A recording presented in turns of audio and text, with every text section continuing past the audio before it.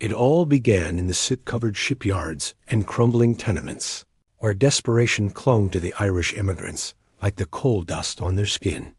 They arrived with little more than calloused hands and fierce pride, forced into cities that spat on their names and walled off their hopes.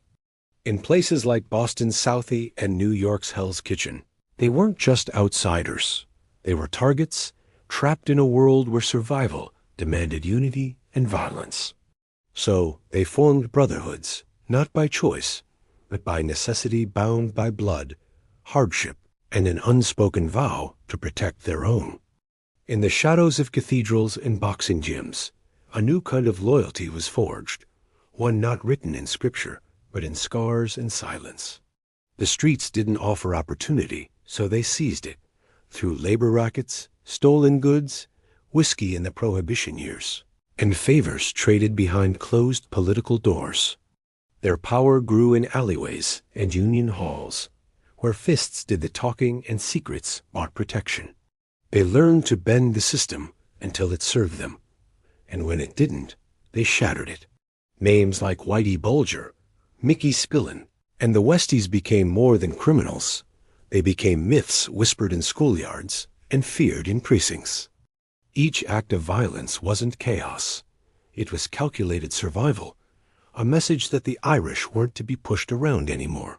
For decades, they ruled corners of America not through charisma or wealth, but through fear, tradition, and the ghostly weight of the past.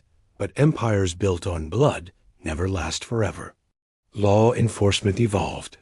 Wires replaced whispers, and the same loyalty that once protected them began to crack under the pressure of indictments and betrayal. Some turned informant to save themselves. Others vanished into the witness protection program, living under names they didn't choose and pasts they could never fully escape. The rest ended their stories with quiet funerals, closed caskets, and gravestones left unvisited. Today, the Irish mob no longer controls neighborhoods the way it once did, but its spirit lingers in the hush of old barrooms, in the wary eyes of aging men who remember what it meant to live by a code.